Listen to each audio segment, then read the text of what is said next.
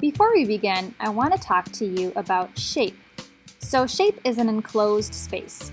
I drew a line and a shape next to each other so you can compare and contrast the two. You're probably familiar with what shape means, but it's important to know how it relates to art and how it's used by artists. We divide shapes into two different categories. Geometric shapes are shapes like circles, squares, triangles, and rectangles. Shapes that you would learn about in geometry. Organic shapes are shapes that are found in nature. So those are all the other odd shapes that don't have names. You're going to be using both of these in this assignment.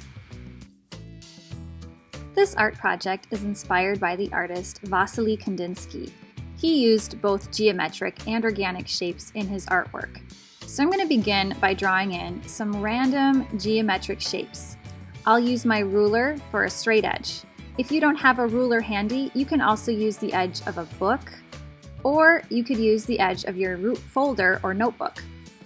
I have a compass that will help me draw in my circles. If you don't have a compass at home, you can actually just trace the outline of a cup or a bowl. Put in lots of different geometric shapes to begin.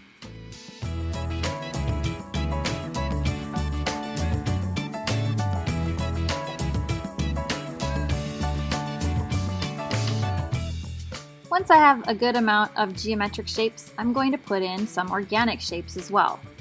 For these shapes, I am not going to use anything to trace around, and instead I'm just going to use my imagination. Maybe think of clouds or splotches of paint, if that helps you, to come up with some different interesting organic shapes. After I was done drawing my design, I outlined it with Sharpie. Before you begin coloring, I want you to consider some different coloring techniques that you can use with colored pencils. The first technique is called a gradient. A gradient is a scale that transitions from dark to light, and it does it slowly. So to begin my gradient, I'm going to create a dark version of my color by pressing down and then slowly lightening up the pressure to create a lighter version of that color. You can do this with any colored pencil, but typically the darker colors work best, so reds, purples, and blues. Did you know that you can mix colored pencils? You can do this by layering one color on top of the other. So I'm going to layer red and orange.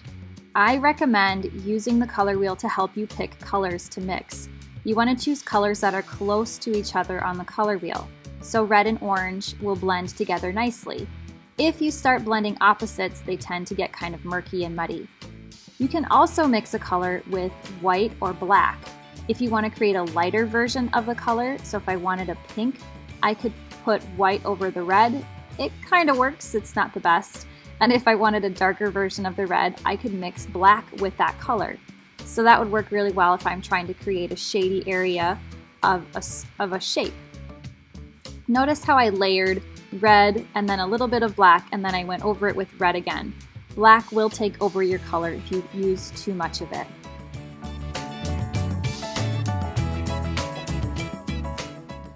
The last technique I want to talk to you about is hatching and cross-hatching. So hatching and cross-hatching is usually done by artists when they're using ink or pens, but you can do this with colored pencils also. It's basically you're creating a bunch of lines instead of shading. So hatching is just lines that are all going in one direction. Cross-hatching is when you're creating lines going in multiple directions, so like a tic-tac-toe type of look. You can do cross-hatching with one color, or you can mix colors. You can also layer the colors. So let's say I want to layer two different techniques by just coloring lightly and then hatching or cross-hatching over the top. That creates kind of an interesting effect. Using these different effects is going to help you when you color your art piece and make it look a lot more interesting. As you color your shape drawing, try to use several of the different techniques that we learned about to add an interesting effect. Use those gradients, cross-hatching, and hatching.